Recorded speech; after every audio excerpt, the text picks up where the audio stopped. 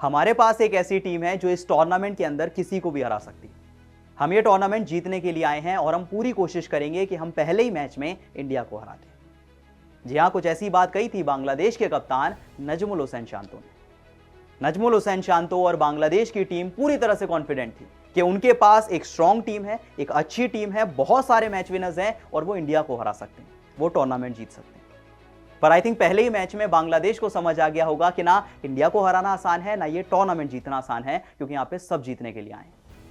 पहले मैच में बांग्लादेश की टीम एक वन साइडेड मैच हार जाती है और एक डिसअपॉइंटिंग स्टार्ट होती है उनके champions trophy campaign. Fight back अच्छा था, लड़ाई अच्छी थी, आखिर तक टक्कर दी, पर मैच नहीं जीत पाए। ऑल्दो अगर शुरुआत वाले उस स्टेटमेंट को देखें तो उस हिसाब से बांग्लादेश खेली, लेकिन जीत नहीं पाई आखिर में इस मैच में।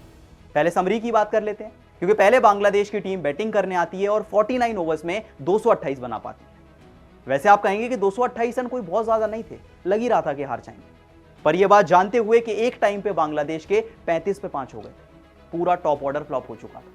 अक्षर पटेल कमाल की बॉलिंग कर रहे थे, शमी कमाल कर रहे थे, लगभग हैट्रिक हो चुकी थी और बांग्लादेश की टीम फंस गई थी। लेकिन उसके बाद चाहे तौर हिदोय हो या फिर उनके साथ जाकिर अली, दोनों ने कमाल का परफॉर्मेंस दिखाया और जैसे तैसे बांग्लादेश को 228 पे पहुंचा दिया। पर ये काफी तो कभी भी नहीं होने वाले थे, क्योंकि 46 ओवर में टीम इंडिया ये टारगेट चेज करती है और 6 विकेट से मैच जीत जाती है। और इंडिया की जीत में पूरी तरह से जो सुपर हीरो थे वो शुभमन गिल थे। उनकी तसल्ली से बात करेंगे।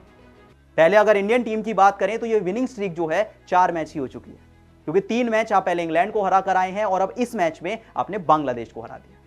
रोहित शर्मा और इंडियन टीम लगातार 4 मैचेस जीत चुकी है और अब चैंपियंस ट्रॉफी जीतने का सपना पूरी तरह से ऑन नजर आ रहा है। खैर, बांग्लादेश की बात करें तो जरूर शुरुआत में लगा था कि थोड़ा सा ओवर कॉन्फिडेंट है, बहुत बड़ी बड़ी बातें कप्तान ने कर दी थी, लेकिन उसके बाद जब मैच की शुरुआत हुई तो पूरी तरह से फंस गए। पहले बैटिंग करने आए, 35 रन पे 5 विकेट आउट हो चुके थे, पूरा टॉप ऑर्डर बिखर गया। सबको लगा कि भाई मैच से पहले आप बड़ी बड़ी बातें कर रहे थे, अब क्या हो गया, मतलब 50 ओवर भी खेल पाएगी ये टीम? कोई बताना भूल गया इनको कि ये 20 ओवर का मैच नहीं है, ये 50 ओवर का मैच है, ऐसे खेलेंगे तो कैसे चलेगा। लेकिन उसके बाद हृदय आते हैं, जाकिर अली आते हैं, जैसे तैसे बांग्लादेश को 228 पे पहुंचा देते। एक टाइम पे लग रहा था कि शायद बांग्लादेश की टीम 100 भी नहीं बना पाएगी, 150 भी नहीं बना पाएगी, कम से कम 228 बना देती। और एक्चुअली फाइट बैक उन्होंने गेंदबाजी में भी दिखाया, क्योंकि जब टीम इंडिया की बैटिंग शुरू हुई थी तो रोहित शर्मा हो या फिर शुभमन गिल एक कमाल का स्टार्ट दिया था। इतनी पिटाई हो रही थी, इतनी पिटाई हो रही थी, लगातार 25-30 ओवर मैच खत्म हो जाएगा। लेकिन उसके बाद जब रिशाद हुसैन आते हैं, मेहंदी हसन मिराज आते हैं, स्पिनर्स आते हैं, तो दोबारा फाइट बैक होता है।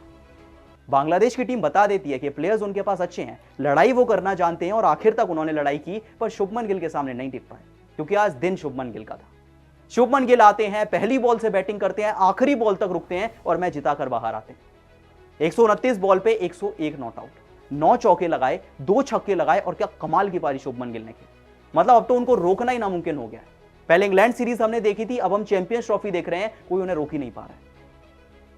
सोचिए कितनी उम्र है उन्हीं, सिर्फ 25-26 साल की उम्र में वो 8 शतक लगा चुके हैं 51 ओडीआईज के अंदर। कितनी बड़ी बात है। कितने प्लेयर्स ऐसे दुनिया में हैं जिन्होंने 50 ओडीआईज खेलकर 8 शतक लगाए। और क्या आपको पता है कि वो जो एक आइकॉनिक डेब्यू शिखर धवन का हुआ था 2013 की चैंपियंस ट्रॉफी में, वैसा ही शुभमन गिल का हुआ है, क्योंकि चैंपियंस ट्रॉफी डेब्यू पे शुभमन गिल का भी शतक है, शिखर धवन का भी शतक है। उम्मीद करेंगे फैंस के जो काम शिखर धवन ने इंडिया के लिए सालों तक किया था वो शुभमन गिल भी करके दिखाए। कमाल की पारी आई, कमाल का शतक आया, शुभमन गिल ने मैच जिताया और उन्हें प्लेयर ऑफ द मैच का अवार्ड मिला। और एक्चुअली अगर उनकी 4 आप ओडीआई इनिंग्स देखें तो भाई साहब कमाल ही कर रहे हैं, उनको कोई आउट ही नहीं कर पा रहा है। 96 बॉल पे 87 रन, 52 बॉल पे 60 रन, 102 बॉल पे 112 रन और 129 पे 101 नॉट आउट।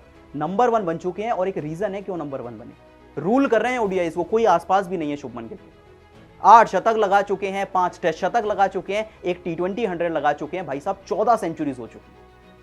सोचिए 14 सेंचुरी शुभमन गिल लगा चुके हैं सिर्फ 25 साल की उम्र में। कितने प्लेयर्स ने ऐसा किया है?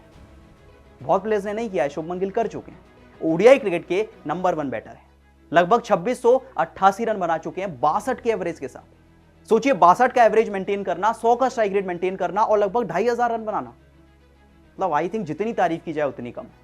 8 शतक उन्होंने लगाए हैं, 15 50s लगाई हैं और शुभमन गिल को रोकना तो अब नामुमकिन सा साबित हो रहा है। शुभमन गिल की तो जितनी तारीफ की जाए उतनी कम है, पर केएल राहुल की भी तारीफ होनी चाहिए, क्योंकि एक टाइम आ गया था जब फंस गई थी Indian team. Rohit Sharma out हो गए थे, विराट कोहली आउट हो गए थे, अक्षर पटेल आउट हो गए थे, श्रेयस अय्यर आउट हो गए थे, फिर फंस गया था। मान लीजिए शुभमन गिल आउट हो गए होते तो क्या होता, कौन बचाता नीचे? पर केएल राहुल ने बता दिया कि भाई साहब मैं बचा लूंगा, जब भी फंसोगे मैं खड़ा हुआ हूं, मैं बचा लूंगा। 47 बॉल पे 41 रन बनाते हैं, 2 छक्के लगाते हैं और दूसरे एंड से पूरा साथ देते हैं शुभमन गिल का, और मानो कह देते हैं कि देखिए जगह मेरी बनी है तो मैं प्रूव करके दिखाऊंगा।